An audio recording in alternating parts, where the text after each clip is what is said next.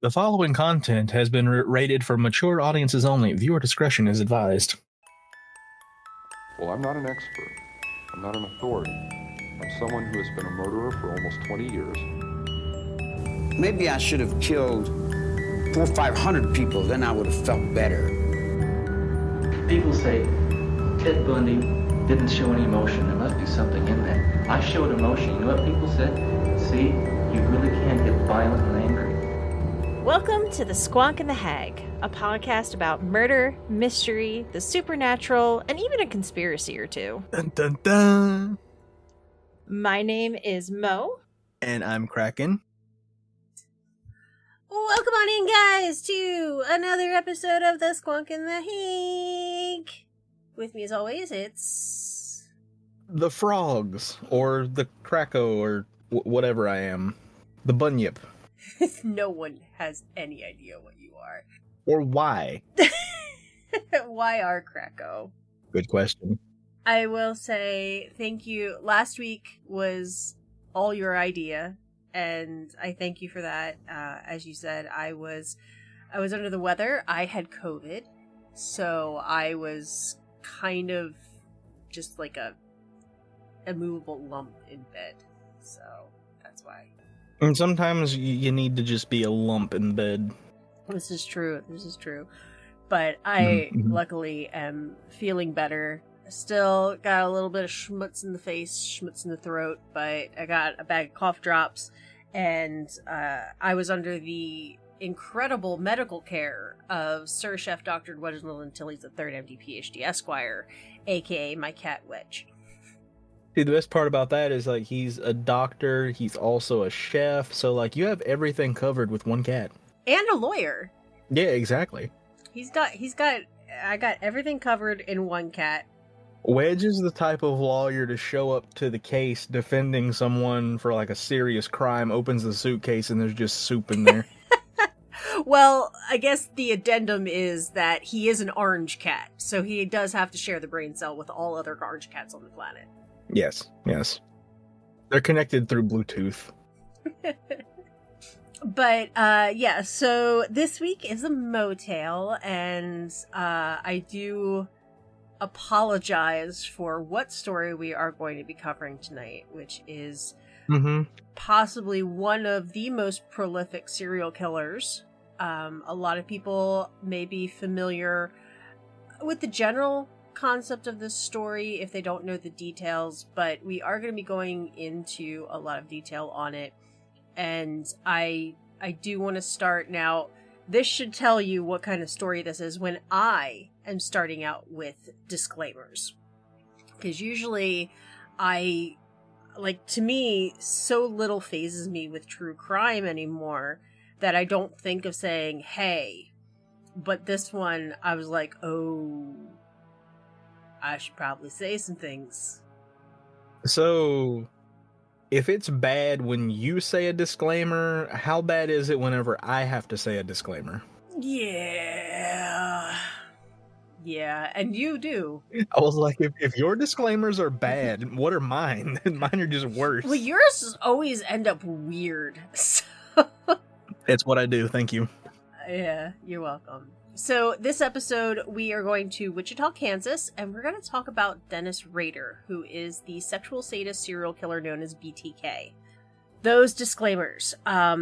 There will be description of severe violence and murder of children in this, so if that is a sensitive spot, I would definitely suggest not listening. Also, this is less of a disclaimer of what we're going to be talking about, but we are going to be speaking about sexual fetishes, and I wanted to put out there that there's nothing wrong with fetishes or bondage, BDSM, any of that kind of stuff, as long as you are practicing with a consenting partner. The thing that happens in this story is there is no consent, and it ends in murder. So while we may have some negative tone about it, it is not judging you. If you practice any of that stuff, it is judging a complete and utter monster who did horrible things and terrorized many, many people. So, on that note, I have to break the seriousness and say I have a new merch idea. We need a shirt with our logo in the middle, and it just says, "The Squonk and the Hag. We don't kink shame until it gets murdery." Yeah, and then quotes in the bottom. Just even then, we'll probably just write about you. Oh, God. I mean, I will say, you and I, we've said it many times, we deal with heavy things with laughter and humor, so that was not unexpected. It was just earlier than I thought it would be. It's gonna be one of those nights. It's gonna be one of those nights. So, yeah, and then the last disclaimer is, as I said, I am getting over being sick. This has nothing to do with the story itself, but you may hear a cough drop in my mouth, like hitting my teeth or something when I talk. This is to not sit here and have coughing fits while telling the story, but I'm excited to cover this. I'm nervous to cover this because it is such a famous story, but I wanted to cover it, and towards the end you'll understand why this is coming up now as well. So we ready, Krakow? I mean, given the nature of the story, as ready as we can be. So, March 9th, 1945, Dorothea and William Rader welcomed their oldest son, Dennis, into the world. Both parents worked a lot of long hours, and while they didn't abuse or physically hurt their children, they were extremely distant and ignored their kids even when they were at home. Starting young, I didn't see at what age, but I did see that it was young. Dennis started to exhibit early signs of deviant behavior, with fantasies of torturing trapped and helpless women. Through the years, interviews and things like that, a lot of his anger with his parents was directed towards his mother. So he focused in on torturing women. He also practiced zoo sadism, which is the torturing, killing, and hanging of small animals. Well, now that this is just already, we've just gone downhill. It's not even a hill, it's just a cliff. Yeah, we started out with Born, and then we just jumped right off the cliff. He was born, and then he became a monster. But, you know how we mention NPC names in this? Mm-hmm. Bill, sometimes being short for William. Bill Rader sounds like a good NPC name. It does. Maybe spell it Raider, just so that it's not connected to, serial killer. Fair, yeah. Yeah. But yeah, Bill Rader does sound like, he sounds like head of the town guard or something like that. I was gonna say that or like a war chief or something. Yeah. As he aged into adolescence, he would act out his 3 sexual fetishes of voyeurism, autoerotic asphyxiation, and cross-dressing. He started to spy on women in the neighborhood, and then would go home, dress in women's clothing and underwear which he had stolen, bind himself on the arms and neck, and then use like a door or something like that to choke himself as he masturbated. This scene actually may sound a little familiar if you've seen the show Mindhunter, because one of the arcs that they had where it was like the present day guy, quote unquote present day at the time guy, going through these things, and that actually was, they were depicting Rader. They were depicting this guy, and I know you and I have talked about this, but I really want season 3, and it makes me so angry that we don't have season 3. Just patiently waiting. So patient. I'm beginning to think it might not happen. Anyway, there's always a glimmer of hope, but that glimmer is getting fainter. I mean, do we need to record bootleg Mindhunter season 3? It's just the two of us doing all the different voices. No, you misunderstand. We'll just do jump cuts, and we'll never show us and the criminals in the same scene, because we'll just be acting out the criminals. I'll play one of the criminals, I'll just have one of those peel and stick mustaches on. But we'll have to call it something different than Mindhunter, so there's no copyright issue. We'll call it Brain Finder or something like that. Welcome to season 3 of Brain Finder.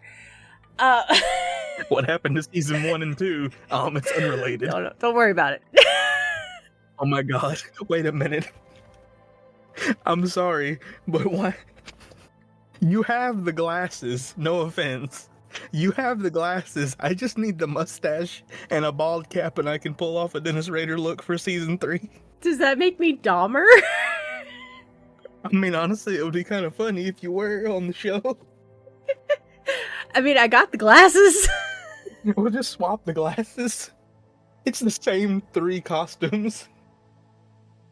So I'm gonna say that doing this while sick, I am in extreme pain from laughing right now.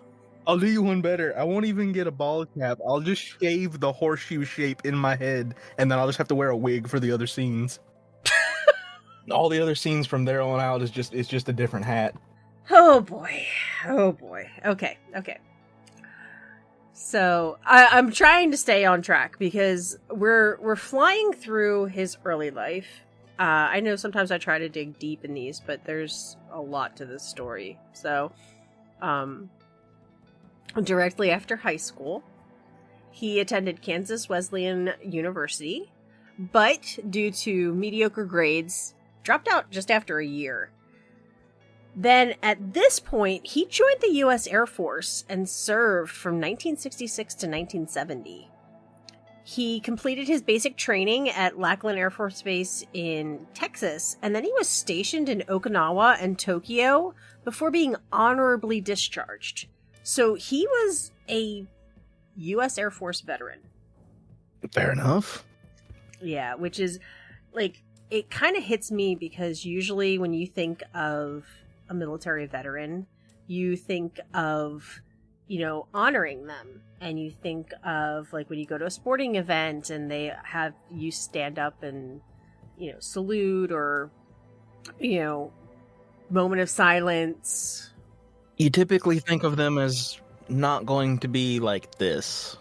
So then in 1973, he earned an associate's degree in electrical engineering technology from Butler County Community College, and then attended Wichita State University, earning a Bachelor of Science with a major in, and note this, Administration of Justice in 1979.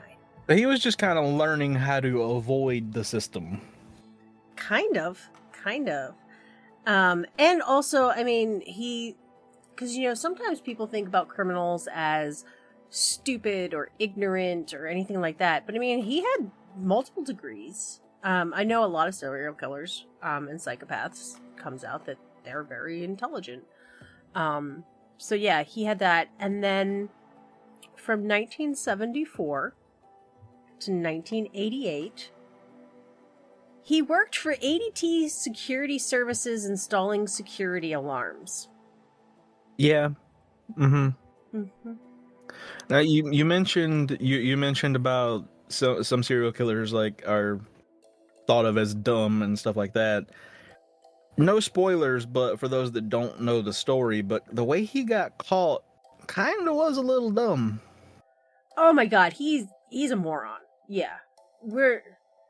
Despite all of the knowledge and the degrees and stuff, I mean, he kind of slipped up on that one. Thankfully, though. One of the things with a psychopath is that they have this superiority. They think they can't get caught. They think no one is as smart as them. No one is as good as them. No one, like, they don't think that these things could get them caught. And luckily, they're often wrong. But, and I think I mentioned it later as well. Rader is truly a psychopath.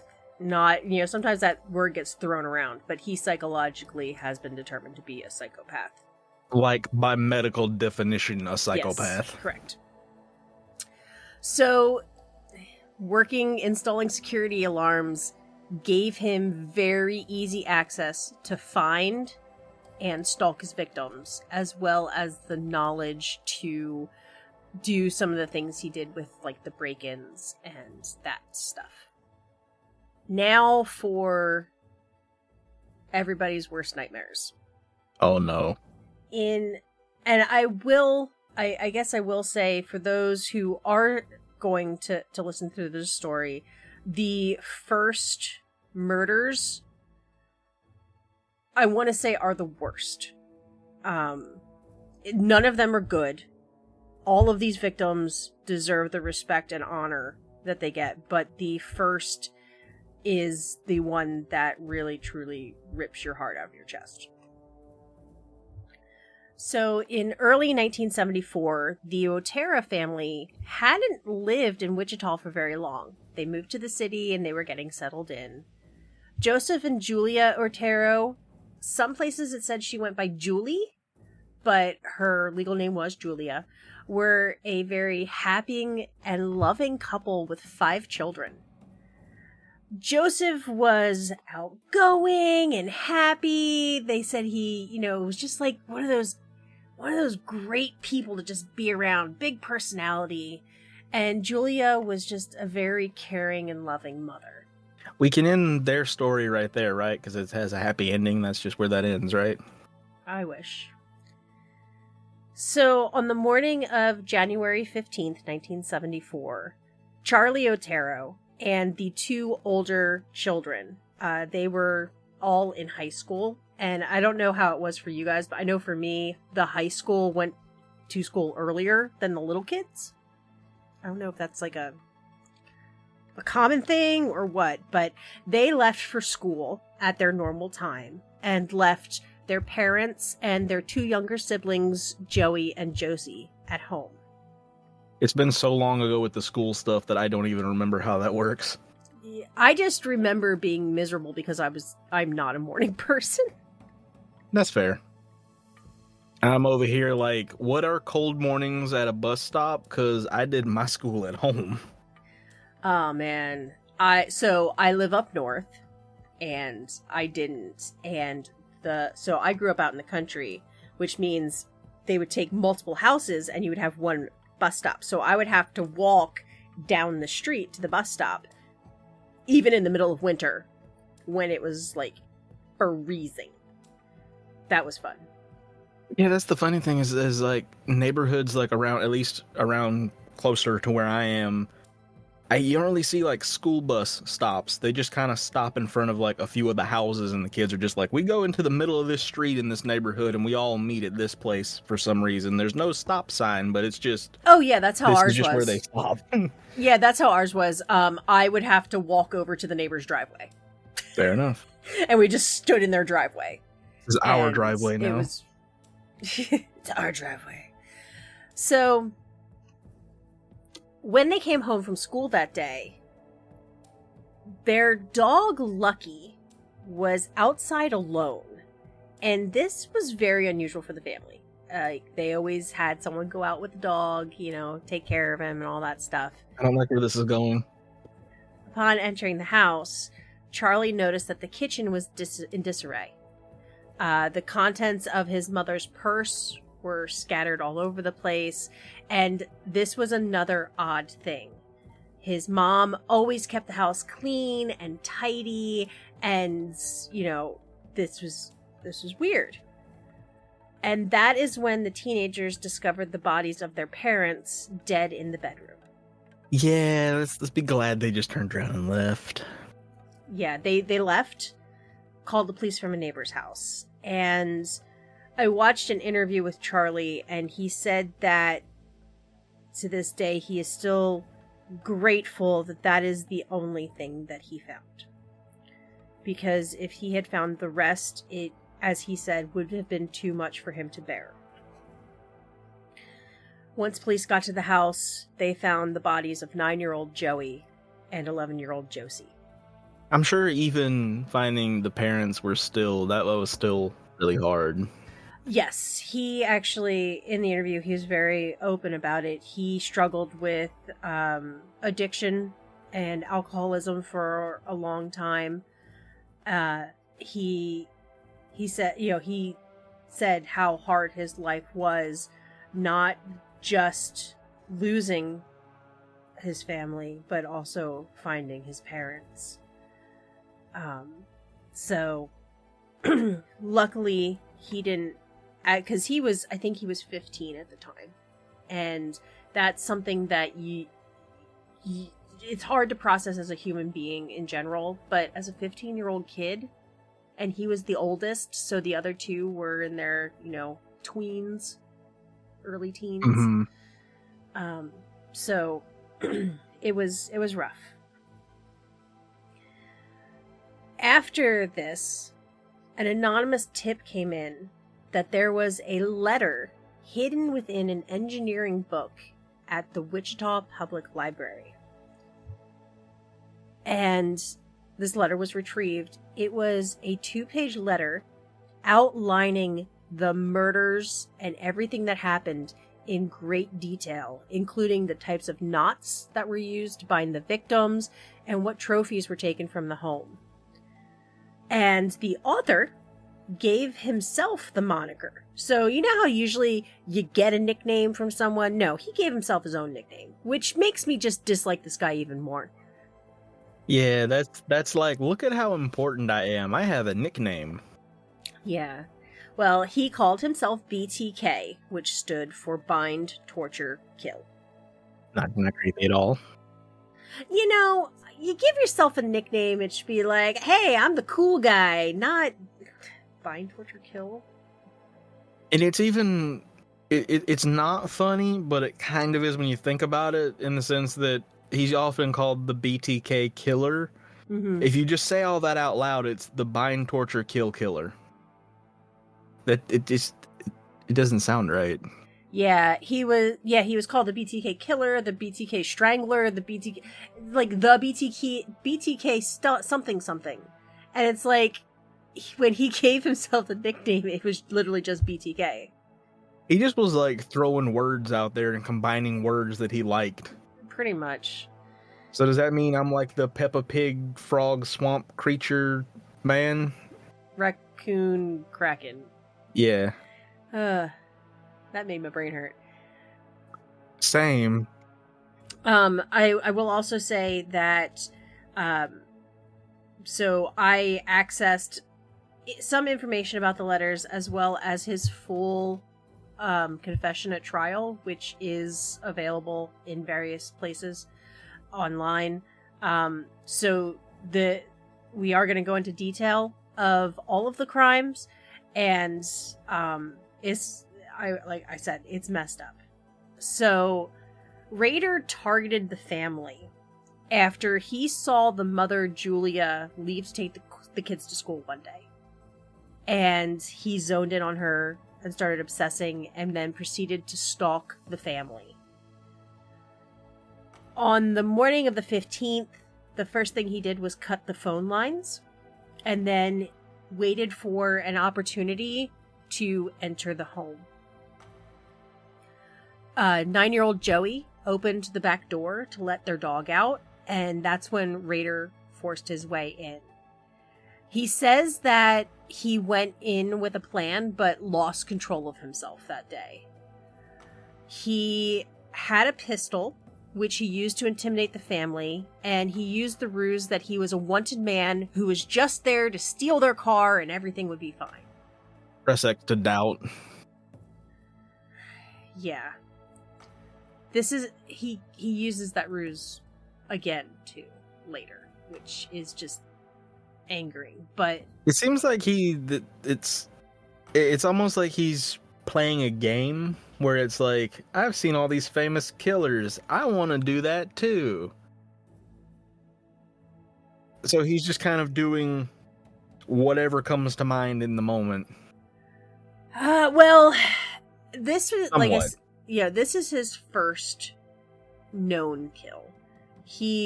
And as we go through, I believe it was the first, because he didn't really know what he was doing. He had this like romanticized idea of what it would be, and then when he got here, he was like, oh shit.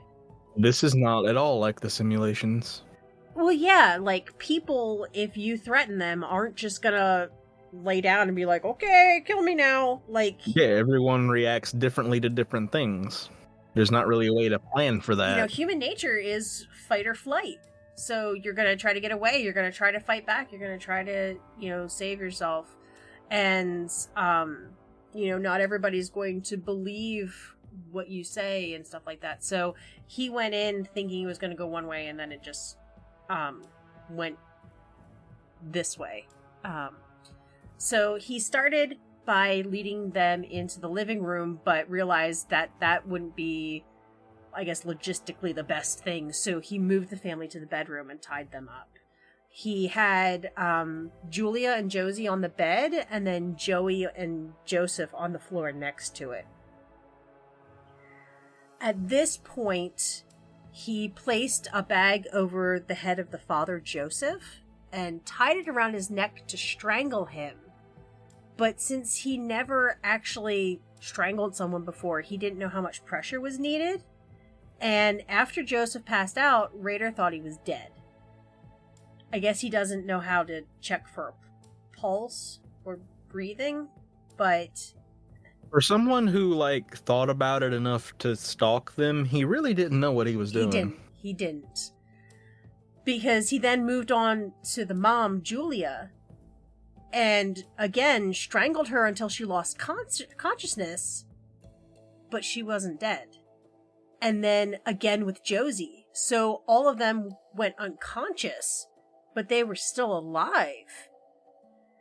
And while he was on the bed with Julia and Josie, Joey, wiggled over and helped to bite a hole in the bag over his father's head, which let air in. And since he was still alive, he kept breathing and everything. Well, that was good. Despite knowing how this ends. At this point, Rader placed a shirt over Joey's head and then a plastic bag, and he then strangled and killed the boy. During this, Julia woke up and saw this, so she was crying hysterically that he killed her son, and that's when Rader murdered her and her husband by strangulation. And this time he succeeded. And I wish I could say that was the worst part of the story. It's what I wanted to hear. It gets worse. Yeah. And I don't know why I do some of these things to myself, but one of the stories had crime scene photos, and I wish I had never seen some of these things. But at that point, Rader took Josie to the basement, where he used a rope as a noose and hung her from a heavy pipe. Like water or something like that. He removed most of her clothing and masturbated while looking at her. Police were able to find semen in the basement. They gathered samples, but this was 1974. DNA was not used in forensics and justice until the mid-80s. So luckily, they gathered it, they kept it, and down the line it was able to be tested, but at this time, they had, they just had a vial of stuff. So, he gathered up evidence, cleaned up a little bit, and then fled the scene. That's one thing that's kind of odd to me, is that you gather DNA samples, but at the time you don't have anything that you can do with that to help your case. So in my mind, it's like, why am I collecting DNA samples when we don't have the technology to do anything with it? I know it's part of the crime scene, but it's they do have they did have microscopes and things like that. So if there was something incredibly rare, maybe if it was blood, they had some sort of disease or mutation. They could find some things out from it, but not enough to pinpoint who it is. Yeah, they couldn't do DNA fingerprinting, where they can actually slice it out and see your chromosomes and compare it and all that stuff like they do today. But yeah, they were able to do some tests. It's just that they didn't have DNA testing. So, months later, on April 4th, 1974, Rader broke into the apartment of 21-year-old Catherine Bright after stalking her for some time. He kept a record of her schedule and broke in while she was away and waited for her. I think this is the case where he's like, yeah, I just waited in the kitchen. Okay. Just hung out in the kitchen, had a sandwich. He did not realize that when she did come home, her brother Kevin was going to be with her. This time, Rader brought 2 handguns, and again used the story that he was a fugitive just there to steal the car. First of all, I can't help but get over the fact that this time he brought 2 handguns. It's almost like he thought, man, last time I had a few hiccups, like things didn't go to plan. What could make this better? I know, 2 handguns. Spoiler, guns usually make it worse. But like specifically, why 2? Is he just got one in one hand and one in the other, like a cowboy or something? I don't know. He did mention that one was in a shoulder holster and one was in a belt holster, but I don't know if that makes it better or worse. It's a little odd, but okay. Yeah, like, it's just... And, like, he wants to strangle people. Like, that's not good either, but that requires your hands, not a gun. That's exactly what I was thinking. I was like, he's gonna have to put one or both of them down to do anything, so... Yeah, That's an opportunity for the victims to then possibly try to go for the gun if they want to try that method, but... if I could explain this to you, it would be a bad thing. Because that means I would be a psychopath. Fair enough. So... And I guess it should also be noted that it's a good thing that Yes. I don't understand it. Yes. At this point, he proceeded to tie them up. During the trial, he seemed a little wishy-washy on if he tied them up or he had them tie each other up, which I think sounds a little more logical to me, because it's like, how are you going to tie someone up and keep the other person under your power? So, yeah. But, he then, put Kevin in one bedroom and tied his feet to the bedpost, and then went to another bedroom and tied Catherine to the bed. Once she was quote-unquote secure, he returned to strangle her brother. And Kevin had managed to escape his restraints, and a fight broke out. And, you know, Kevin was a younger dude, and, you know, he was faster and yada yada. It's a little odd that I know how the story ends, unfortunately, but when I hear stuff like that, I'm just like, let's go, Kevin. You got this.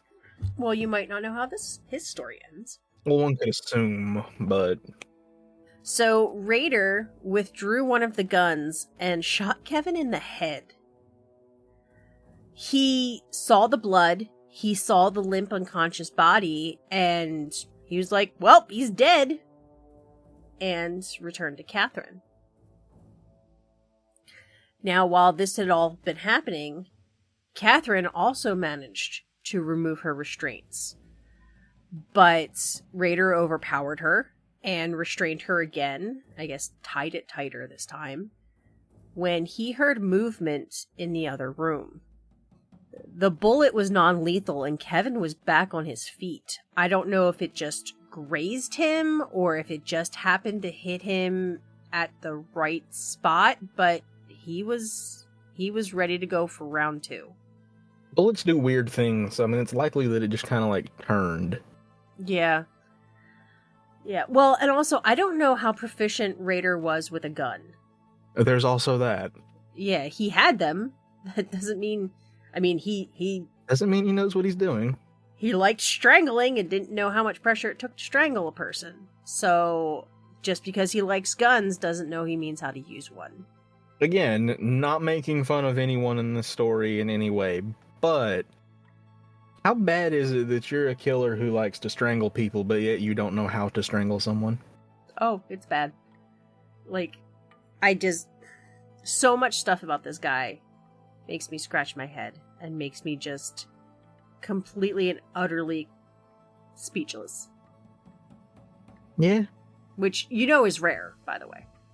It's rare unless it's me talking. Okay, fair. So, this time in the struggle, Kevin grabbed one of the guns. But he wasn't quick enough, and Rader shot him again with the other one. Once again, he returned to Catherine, but she continued to fight back. So, these two were fighters. They wanted to live.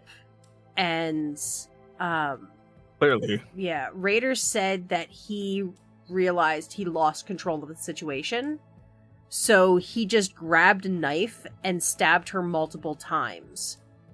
Because he didn't think that he would be able to get what he actually wanted.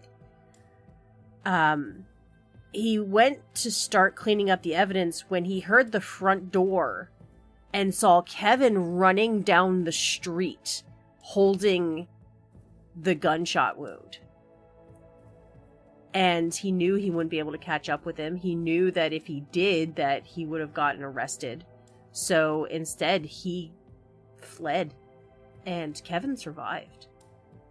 Well, that was good. At least something good came out of that. Yeah. I don't know, because, like, I try not to look into the lives of survivors too much. Like, I want to give them privacy. Right. You know, I don't want to be like, what's your Facebook page? Want to do an interview? Yeah. I don't know what his life has been like since. I mean, obviously he lost his sister. He was attacked. He was, you know, he went through trauma. But I don't know if there were any physical or neurological aspects of it. Because, I mean, he got shot in the head. Depending on where it hit him, it could have nicked part of his brain. He got shot, I think, in the stomach. You know, that could have affected various parts of his body. But Yeah. He did live, which is good. But I can't help but kind of laugh a little bit at just imagining Dennis just ping-ponging from room to room when it's just like, you split them up. This is your own fault. There's a noise in one room. Let me go over here and look. Oh, wait, no, there's something going on in the other room. He's going out the front door. For somebody who wants to kill so much... He doesn't really know how. Yeah, like, I feel like you should learn how to tell if someone is alive. Yeah, I feel like at least after the second time you should kind of be able to tell if that's what you're doing, which you shouldn't be doing, but... No. But yeah. Anyway. So, now we go to March 17th of 1977. Rader was pursuing a different victim and couldn't find the right house. He knew the neighborhood, couldn't find the house. But he was real eager and ready to go, and he wanted another kill. He saw a young boy on the street, and he used the ruse of being a police detective to talk to him, asked him some questions like he was doing, you know, an investigation or something. And then he stalked the little boy home and waited for an opportunity. The boy's mother was 25-year-old Shirley Vian, and she was homesick that day. Rader infiltrated the home, and once inside, he locked the boy in the bathroom with some toys and tied Shirley to the bed. At this point, she threw up all over herself. And Rader cleaned her up, got her a glass of water. See, I'm trying real hard to say it right. Soothed her before placing the bag over her head and strangling her. Which is very odd, that he would clean her up and soothe her and calm her down and take care of her to kill her. I guess that comes back to what we've said before, is they want to feel in control. Yeah. What better way to feel in control than taking care of someone and then being able to take that away? This is true. So while he was, calming her down and talking to her, she did mention that someone was going to be by to help with her son because she was sick. And at that point, the phone rang and startled him. So he fled the scene.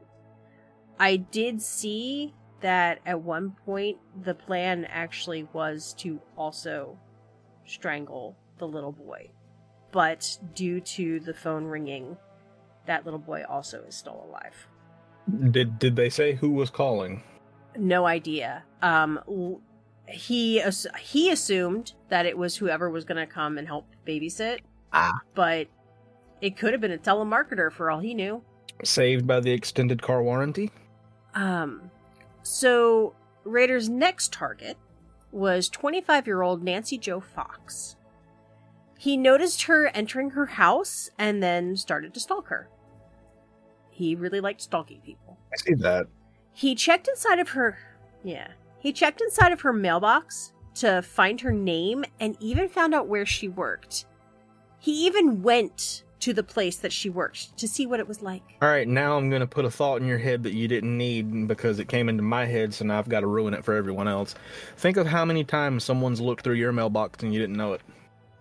Oh, while I was researching this, I am like full-blown paranoid now.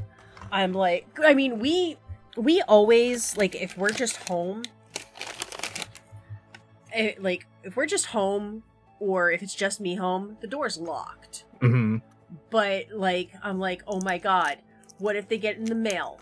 Oh my god, what if someone's stalking me? Oh my god, what if they're looking in the window at me right now? Yeah. And I don't think any of that's happening, but my brain is like, but I mean, what if? it's not a crazy thought to think, what if? Because, like, these people probably were the same way. Like, nah, that's not going to happen to us. Yeah. Yeah. It's not a crazy thought, but... Mm-hmm. It's scary. It's real scary. So, on December 8th, 1977, he knocked on her door during a time that she was usually at work. He kind of had her scheduled down, so he was like, she's probably not going to be home. And when he got no answer, he cut the phone line and broke in. When she arrived home, he confronted her, took her to the bedroom, and then handcuffed her to the bed, which was new that he brought handcuffs with this time. And then he strangled her with a belt. Another interesting thing is that he removed the handcuffs and the belt and replaced them with pantyhose. I believe they were her pantyhose, before masturbating and then leaving. I'm not quite sure the significance of replacing them with the pantyhose. Maybe he just liked the pantyhose better, and that was kind of what... Then why wouldn't he have used those? This is a man who thinks of things in the moment, it would seem. Who things don't go according to plan for him, so maybe he did that and was like, you know what, that's not it. That's not it. Yeah. Yeah, I don't know. I don't know. I'm curious, did he ever wear a mask during this? During these crimes? He did not. So the people that lived, were they not able to identify him?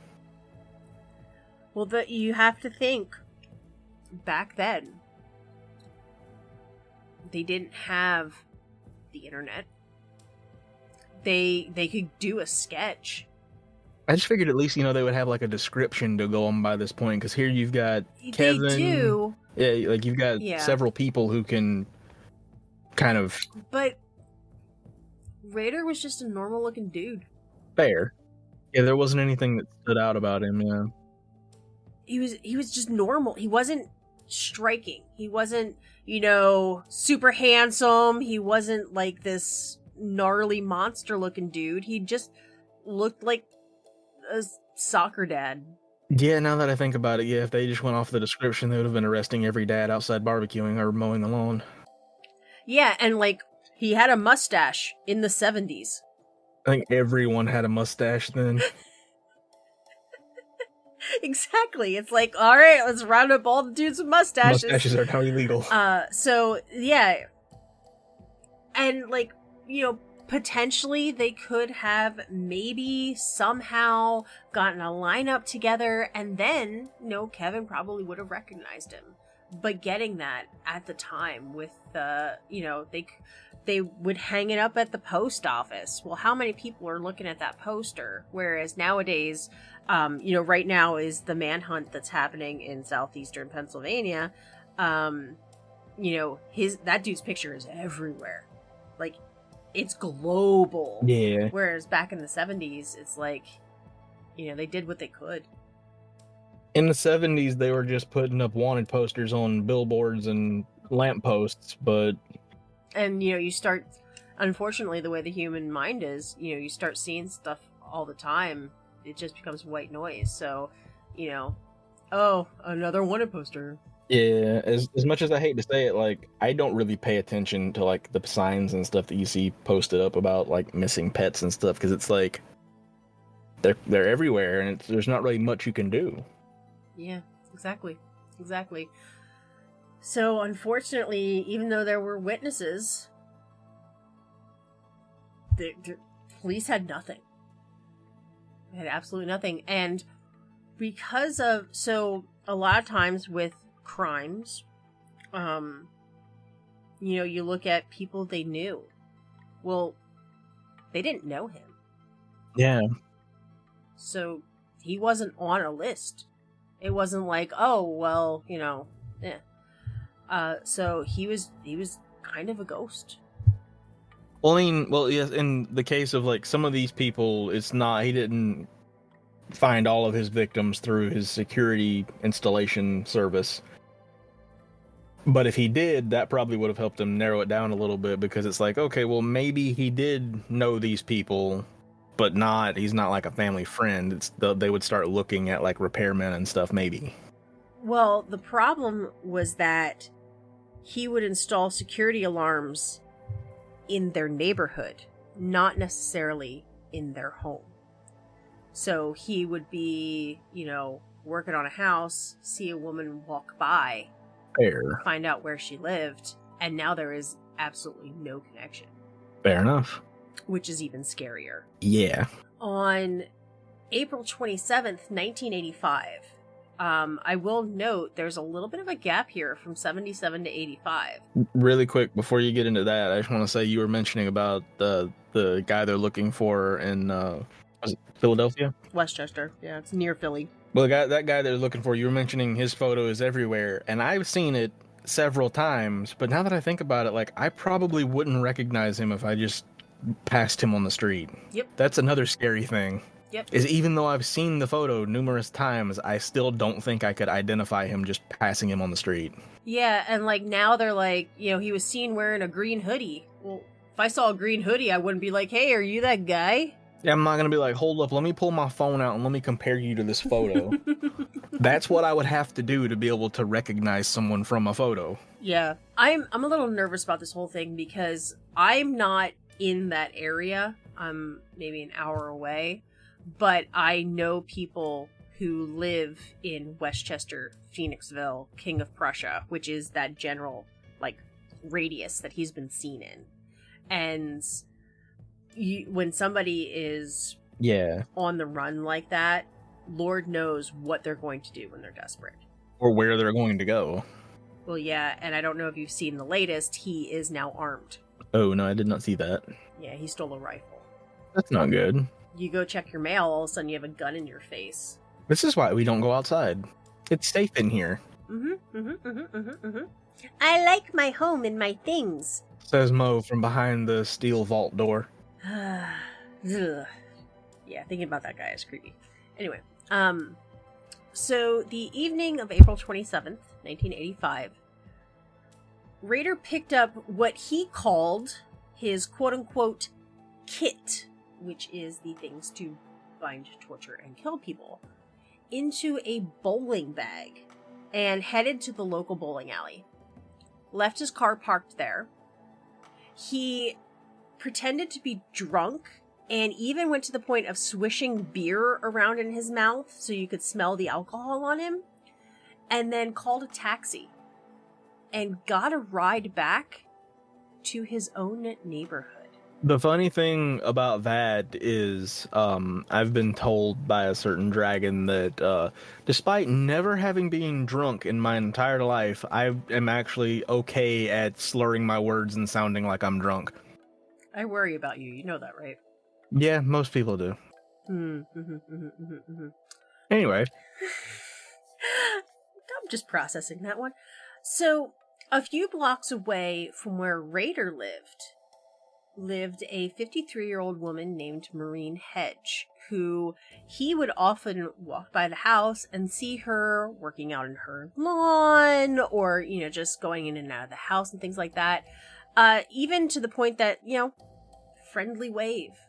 And, no one was the wiser.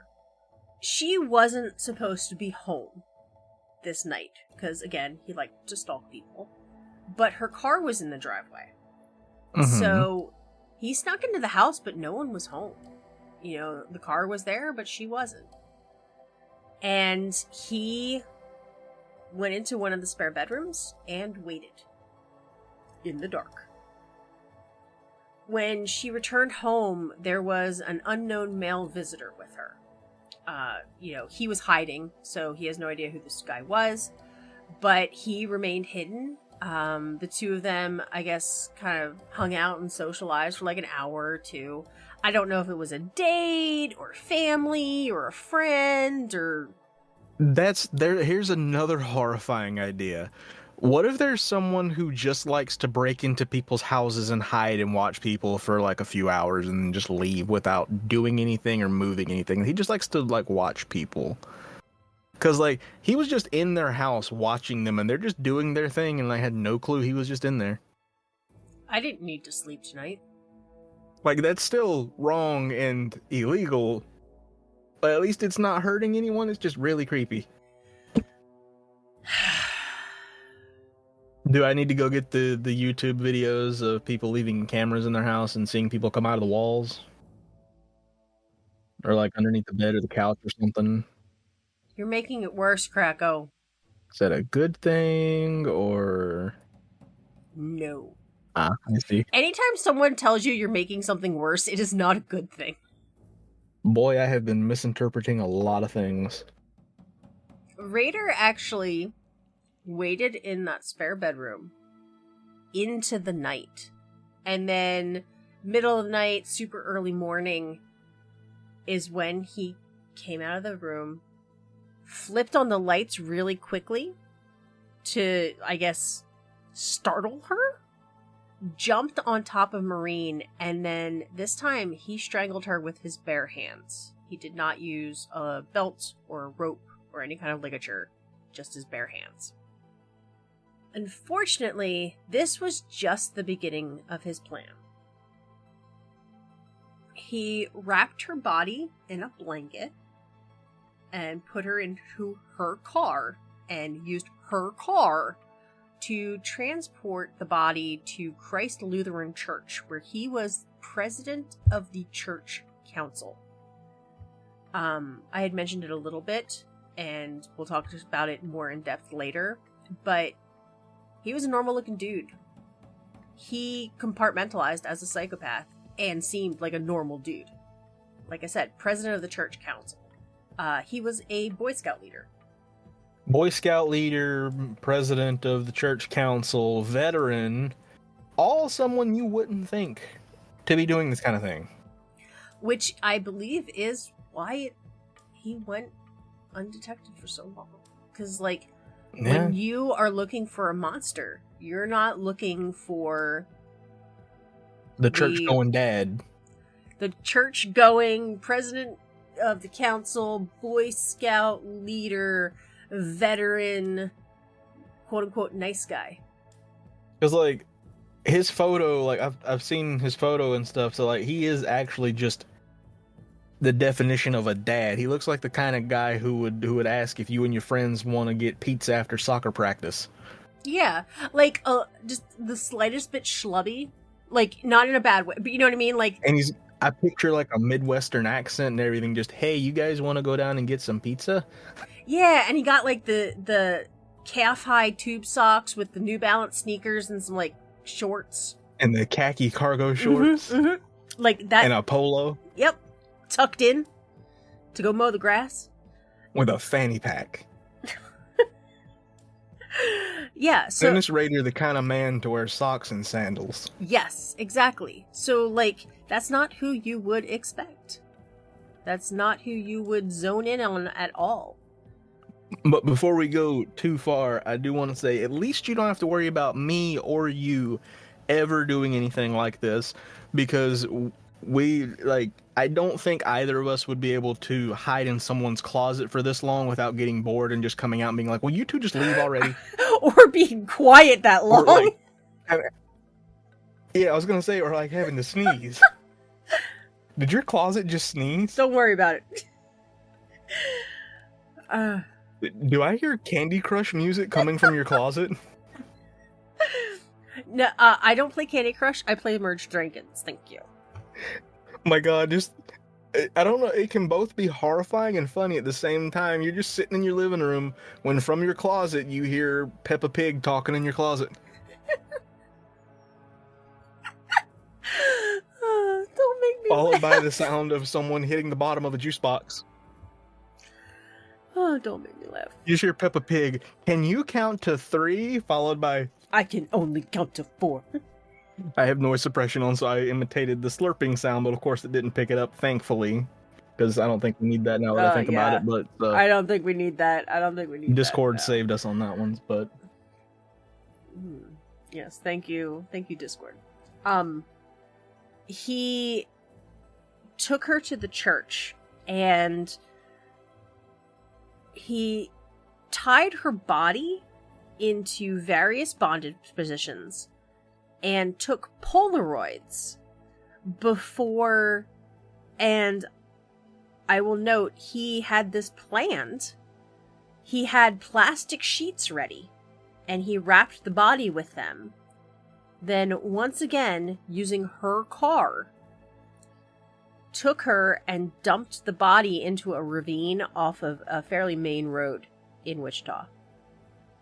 So, I may have missed something here. What was the point of taking her to the church? He tied her into a bunch of bondage positions and took pictures. So he just wanted basically the church as like the location for the photos. I guess he wanted privacy and he knew no one would be there, or maybe it was because of it was a church. It was his church. It was a place that no one would think of something like this happening. I don't know. I can only guess. Yeah. You probably don't want to know, knowing this man. Nope. Good. All right. So, September 16th, 1986, Rader posed as a telephone repairman to gain entry into the home of 28-year-old Vicky Wigurl. I know I'm going to butcher this name. I have been struggling with it. I think it's Wigurl or Wigurl. But again, he used a ruse. And he even took tools and testing equipment and had like the hard hat and all this stuff to look the part. As they say, confidence and a reflector vest will get you a long way. So he got into the house. He pretended to test the phone because that's the reason he was there. His phone wasn't working. And then he pulled a gun on her and forced her into the bedroom. He tied her to the bed and used one of her stockings to strangle her. He posed the body in a bunch of different bondage positions and photographed her before leaving. But he didn't realize she wasn't dead. A running theme. Unfortunately, she did die after emergency services arrived. So, they were trying to, keep her alive, and sadly she was too far gone. Rader's final official murder occurred January 19th, 1991. He cased the home of 62-year-old Dolores Davis. He prepared his kit and waited, but in all of his stalking, he still hadn't figured out how he was going to get into the house. So that's one other thing that I wanted to mention too. I'm noticing is they also, what made it harder for them to find him is it doesn't seem like he has a type that he goes for, because the previous one before this one was a 28-year-old. Then we had like a 52-year-old. There's not a specific age range or a look. He's just targeting whoever catches his captured interest. his fancy. Yeah. And I mean, the very first... So there's not really a way to determine what that is. Yeah, and it's very odd because the first one, it was almost a complete family annihilator murder, where he killed the children and the parents, and with Shirley, he would have killed her son as well, which is interesting because usually, like you said, there's a type. Is, they go for young brunettes, or they go for Is this, it seems like he's like targeting the wife, but then he's like, oh well, these people were home, so can't leave witnesses. Yeah, I don't know, and it's, again, I don't think I want to know. I don't. Yeah, no, but Yeah. it's one of those things. It's kind of odd that he's kind of almost doing it at random, but he's not. Seems like he's only targeting women, but not a specific Yep. type. Yeah, it's whoever caught his eye, whoever he found attractive, whoever reminded him of his mom, probably, whoever he wanted to make feel trapped and vulnerable. Yeah. Yeah. Because like with the brother and then the family in the beginning, it's just they just happened to be there. They weren't the reason he was there. The reason he was there was Mom, the wife. yeah. He saw the wife. Yeah, I do not know. So this time, again, he cased the house. He still didn't know how he was going to get in, and Dolores was home. So, not knowing how to get into the house, and he, I guess he didn't want to try to pick a lock, he threw a concrete block through a plate glass window. Despite, besides the murders and being a horrible person, this man's just a Scooby-Doo villain. He kind of is. I don't know how to silently get in this house. Oh, look, a cinder block. He kind of is. How? I don't. I never want to compare myself to a person like this, but, the manner in which he's failing is just, Kracko mood. Yeah. Gee, I locked myself out of my house. Don't know how I can get in. Oh, wait, I've got a brick. Okay, don't laugh, but I did it that one time. Fair. I was when I still lived at home.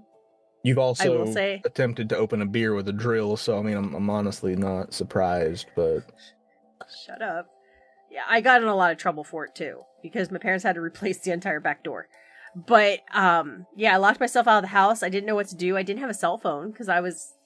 How old in were you? Middle school or high school. And I was scared and I panicked, so I grabbed a big rock and broke into the back door. I need to know why you panicked. Because I was locked out of the house! Fair enough. I was in the house, I went outside, the door locked behind me, so I was, outside, no shoes, nothing. I was just outside. It's not funny, but I'm just imagining you go outside, you hear the door click behind you, and then all of a sudden, all of the National Geographic and Man vs. Wild episodes just play through your head, and it's just like, oh no, the elements, I am exposed, I have no shoes, I'm locked outside, my parents aren't here, what do I do? Brick. In small town rural Pennsylvania. Improvise, adapt, overcome. Yes. And I think it was spring or fall. It was temperate. Fair enough. It's brisk out and I don't have my raincoat. Brick. I'm gonna start throwing that in D&D from now on. I hope you know that. It's just when something goes wrong, it's just rock. All right, so back to the story, because we still have quite a bit to go. So he threw the brick through the window, overpowered her, handcuffed her to the bed, and strangled her with a pair of her own pantyhose. Similarly to Maureen, he wrapped up her body and dumped it in a ravine, but this time he didn't do photographs. He just dumped her in a similar manner. I don't understand, because like you were saying, there was no pattern. I don't know if he was purposely trying to throw police off, or if there was something, because the two older women are the ones that he dumped in the ravine, whereas the younger ones he left tied to their beds. And I'm chalking it up to just him being not very smart. Well, one of the things I thought of, and I didn't dig too deep into this, I just, like, it had a surface thought, and I was like, the story's already too long. But I wonder, because he had such ill will towards his mother, I wonder if the two older victims reminded him of his mom, and that's why he dumped them in a ravine. Whereas the younger ones were more of that sexual sadism that he didn't just want to torture and strangle and get rid of, but he wanted to torture and strangle and enjoy. Which I hate that I just said that, but he enjoyed. It's not an enjoyable thing. Yeah, because the ones that he dumped in the ravine, that was just it. He just killed them and dumped them. He didn't stay and enjoy it. Correct. Yeah. You have a good point. Yeah. So, I don't know. But throughout all of this, he did not stay quiet about his crimes. As I mentioned previously... I never do. Yeah. Well, with the Oteros, he wrote the anonymous letter that was placed in the book in the Wichita Public Library. So that was in 1974. In 1978, he sent a poem to a newspaper, the Wichita Eagle. This poem was a parody of a nursery rhyme, but it was all about the murder of Shirley Vian. Horrifying. On February 9th, 1978, he sent a letter to KAKE-TV claiming responsibility for 7 murders and threatened to kill again. In the 4-page document that he sent them, there was a poem included called "Oh, Death to Nancy," with not only details of Nancy Jo Fox's murder, but also drawings of how the body was arranged. So, in April of 1979, Rader raided in the home of Anna Williams, but lost patience and left when she didn't arrive home at the time that he wanted her there. And several weeks later, he sent her a poem in the mail called "Oh Anna, Why Didn't You Appear?" Imagine just not being home for a while and you get a poem like that. Yep. That's I'm terrifying. moving to another country. I'm changing my name and I'm putting on a wig. I'm going off the grid. I'm just gonna...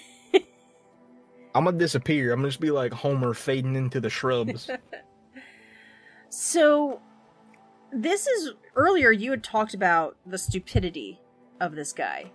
The cases went cold for 25 years. Police had nothing. And then, March 19th, 2004, he wrote to the Wichita Eagle again and sent a copy of Vicky Girl's driver's license and crime scene photos that only the killer could have taken. So, I had said that she was in the care of emergency services because she was still alive. So there were no crime scene photos, including her body. All of the official crime scene photos were taken after she was removed from the room. And these bodies had her there. Or not, these photos had her there. So, that's another thing too. I'm correct me if I'm wrong, which I may be. from like these older serial killer stories, like this one in the Zodiac and stuff like that. It's when they sent in stuff to newspapers and things. It's like you don't really hear about that much anymore. Like, thankfully. Yeah. Well, like when something like that happens, they don't just keep sending things in. It was like journalism back then was just the Wild West. that is partially it. Also, a lot of serial killers learn from the past, and they've seen how different people were caught. I hate these facts.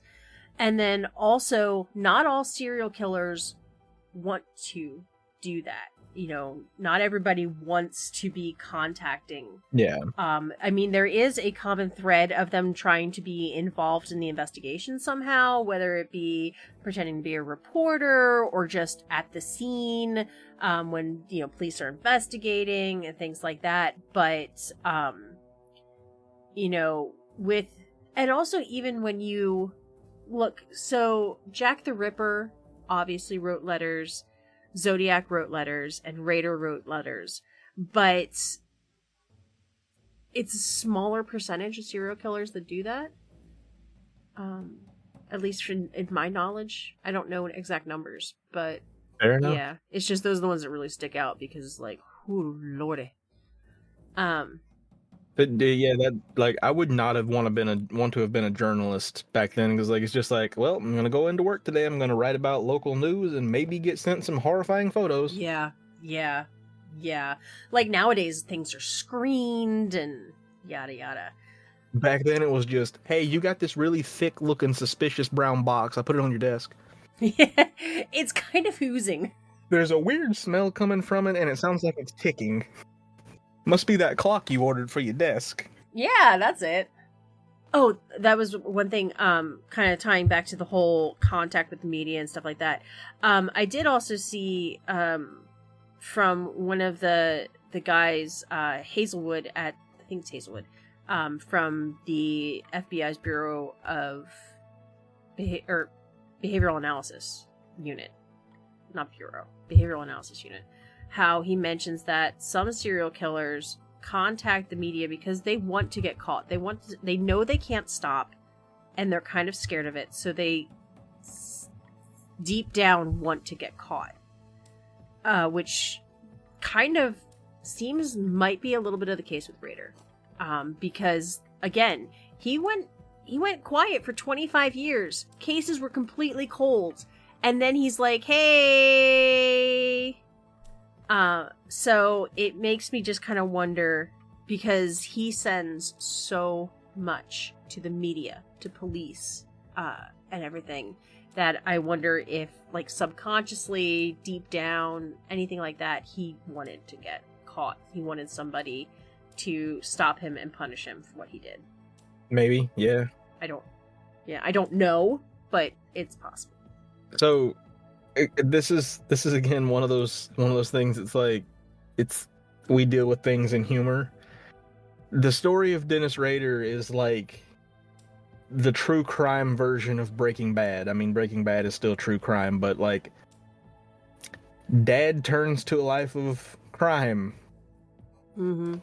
He's watched one too many true crime shows and thought, hey, this looks like a good idea. Well, back then, true crime shows weren't as big as they are today. Well, he found them, and he got ideas. So, on May 5th, 2004, Cake TV received another letter containing a list of the chapters from the BTK story on the Crime Library's website. This was one of the first articles on the internet about BTK. However, Rader made some changes to suit himself and renamed certain chapters. I guess he didn't like what they called them. Even more horrifying short story. You monitor a Wikipedia page for a serial killer and you're recently seeing updates being made to it by some anonymous user with new information that wasn't there before that you didn't know. That the police didn't know. Exactly. It's like, wait a minute. Gonna leave that one alone. Yep, please do.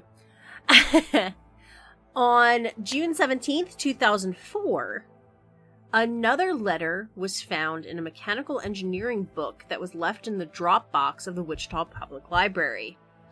And this letter, once again, focused on the 1974 Otero murders. So that is the other letter that was in a library book at the Wichita Public Library, is the one about the Oteros. So I guess mechanical engineering books go with family annihilation. I don't know. That was going to be another question that I had. Why engineering books? Well, he had a degree in electronics engineering technology. That was his associate's degree that he earned. Maybe this was just one of his hints. Yeah, I mean, he did, if you look back in retrospect over the letters, over different things, he did give away quite a bit about himself. I don't know if it was on purpose or not, but he did give away quite a bit about himself. Some of the letters talked about a professor at one of the universities he attended. It didn't say what connection they had, but the letter mentioned this person by name. There was another one where it mentioned multiple authors that both also attended that same university. So as he went through these letters, he started giving clues, but police couldn't put it together because everything was so vast and there was so much going on. And luckily for them, he just kept contacting them. I wonder if that upset him even more, because this sounds like he wants to be famous. He wants people to know him for doing these horrible things. Mm-hmm. And he's throwing out all of these clues as to who he is, and the police are like, man, this guy is so generic, I have no idea who this is. Random dad. On the 30th anniversary of Rader's first letter to authorities, a suspicious letter was found in a UPS drop box. However, the actual contents of this letter have not been released. There was, on November 30th of 2004, a press conference, and it revealed personal details that BTK revealed in letters, and I believe that letter was one of them, but I don't know the actual content of that letter. And then in December of 2004, a plastic bag wrapped in rubber bands was found in a local park. Inside this bag was Nancy Fox's driver's license, and then another letter like the May 5th one with the chapters from the crime library. But this time, the chapters were changed again and in a different order. All right. I know I have a question for each of these things here, but do you think that maybe back then they just saw this bag on the ground wrapped in rubber bands and were just like, I'm gonna pick that up and see what this is? Or do you think they immediately called the police and had them deal with it? Oh no, that's what happened. Some guy picked it up, took it home, opened it up, and was like, what the fuck? And called the police. Imagine being the guy who brought that home. No thank you. I'm good. I'm just gonna go wash my hands with bleach and call the police. On January 25th, 2005, a suspicious package was found. Inside the package was a cereal box of Post brand Toasties. I don't know if it's still made. It doesn't sound familiar to me. Toasties. But inside this cereal box were pieces of jewelry from victims. Man, these prizes are getting weirder and weirder. Mm-hmm. And then around this time, Rader also sent multiple postcards to Cake TV. In one of his letters to police, Rader asked if information placed on a floppy disk could be traced. He instructed them on how to reply, and they obliged. They took out a newspaper ad in the Wichita Eagle, and it said, Rex, it will be okay. I feel like if you have to ask that question, the answer is probably yes. Well, and, like, if you don't know, like, they have not caught him on handwritten letters. I'm glad that he was this dumb. Because... Yeah, but... yeah. Yeah, it's like, I know. Dad's out here committing crimes, and now he wants to know from the police how computers work. Take a class. So on February 16th, 2005, a disc was sent to Fox News' KSAS-TV affiliate, along with a necklace from one of the victims. On the disc was another letter from BTK. So, police took the disc and they started analyzing, and there were deleted files on this. And within the metadata of these deleted files, they got 2 key pieces of information: Christ Lutheran Church and the name Dennis. So first of all, one thing that people don't always tend to realize, I mean, it's a little more common knowledge nowadays, but just because you delete a file doesn't mean it's gone. Yeah. Even if you empty your recycling bin, it's not gone. Metadata and fragments. Yeah. Especially in the world we live in now with the cloud, but even back then, just because you deleted it doesn't mean it's gone. That would be like the equivalent, like the non-tech equivalent of him with the floppy disk would be him taking the letter, going to the public library, and being like, "Excuse me, can you fax this to the local police department?" Ah, fax machines. So, police go to the church, and Pastor Michael Clark was in utter disbelief. As I said, Dennis was a nice, normal member of the congregation. So the pastor cooperated with police, which is a good thing. And he also told them that in January, the month before, Dennis used the church computer to print off copies of the agenda for the church council meeting, and he used a disc, which was very similar to the one that they got, so it was probably the same one, to print the file. And that's probably how the metadata got on the disc. Most likely, yes.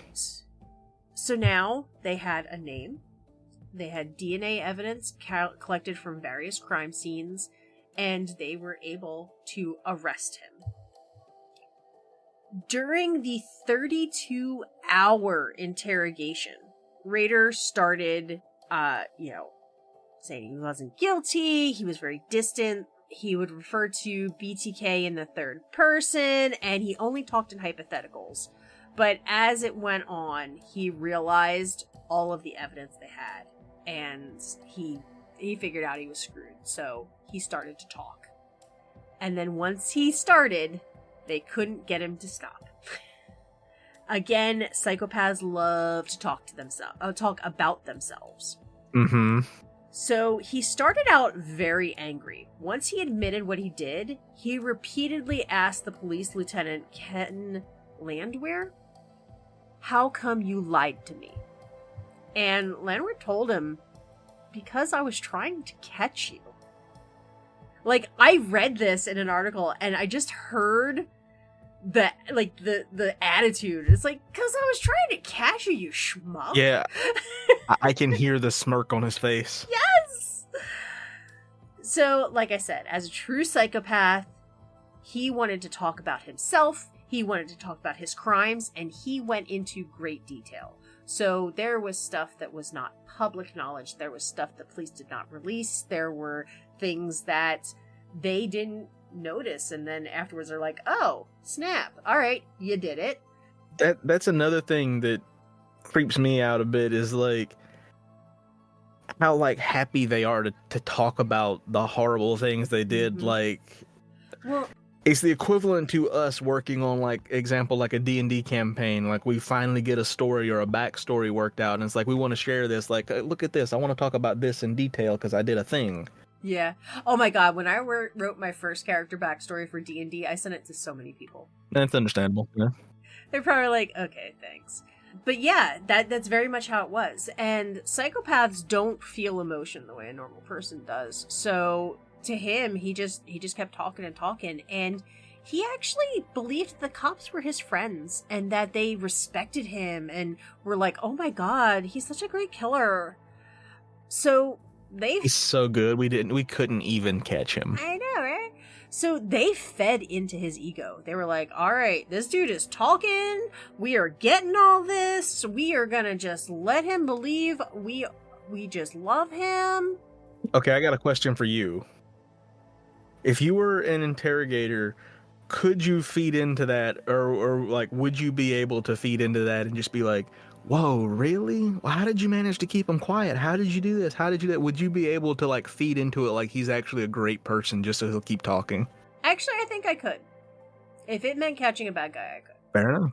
I mean, I talk to you once a week. I don't know how to respond to that. Okay. Love you. Fair enough. So at one point during this interrogation, like I said, it was 32 hours long. He even asked one of the officers to label the lid of his drink as BTK instead of Dennis or Rader or anything like that. Because, yeah, they were buddies. Mm-hmm. Among the details that he told them included the trophies that he kept from the crimes. He told them he would go through the female victim's belongings and find underwear to take from each woman that he killed. He would then later wear them himself and recreate the bindings that he used on the body and photograph himself to relive the crimes, to get pleasure from what he did. So are those photos you speak of these two photos that are under the photo of this letter? Yes. And the one below that is the female mask that he wore when he bound himself and relived these crimes. The weird thing is that this is going to come as no shock that something weird is coming out of Krako's mouth, but I did the whole mask making and collecting hobby at one point for a bit, and you know, there are some people who want to collect things related to serial killers because it's from serial killers, but that mask is actually one thing that like a lot of people want to have just because it's a creepy looking thing, not because it's related to the killer or anything, but just because it's a creepy mask. But no one can find what company made this mask, where it came from. It's just this weird thing that he had that has no origin. No idea, yeah. Yeah. I don't know. So, something that is... I mean, there's a lot of things we talked about in this case that are different than stuff we normally talk about.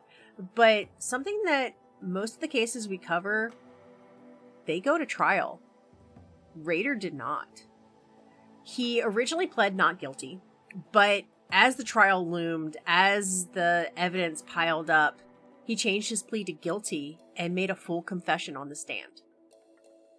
The 10 counts of first-degree murder were sentenced as 10 consecutive life sentences, and he will be eligible for parole after serving 175 years in prison. So basically, he's not gonna go on parole.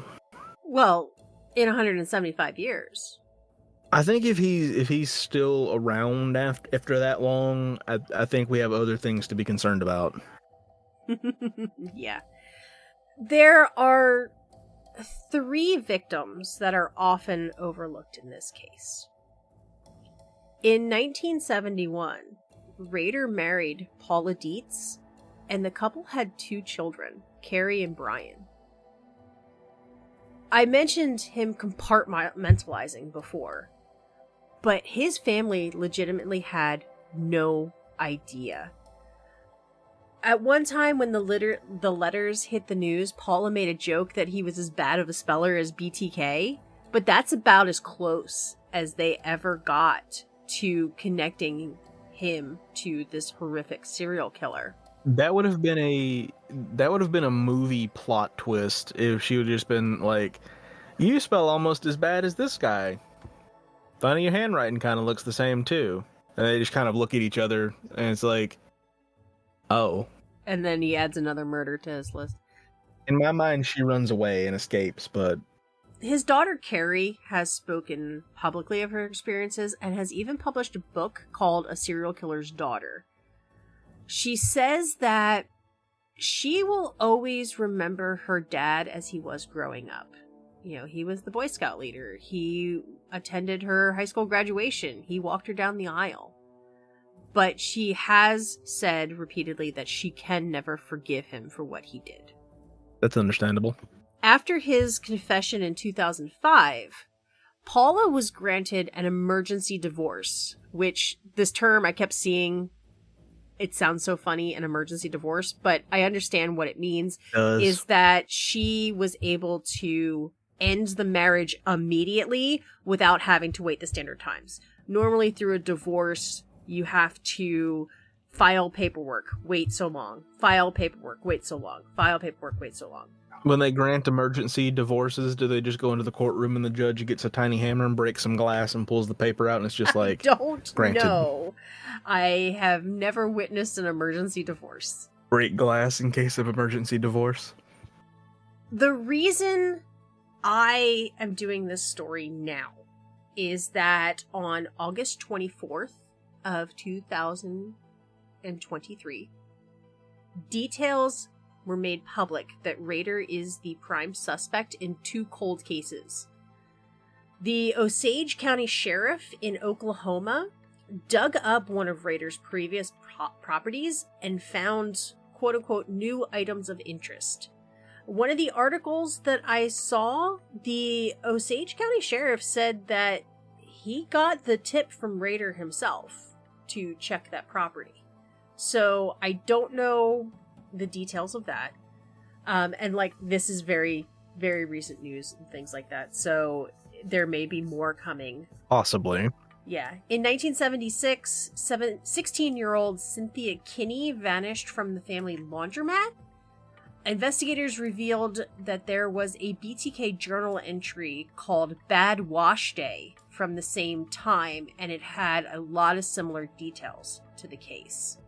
Now, as of yesterday, Osage County District Attorney has stated that the information evidence they have so far is insufficient to press criminal charges, but the cold case investigation is still ongoing.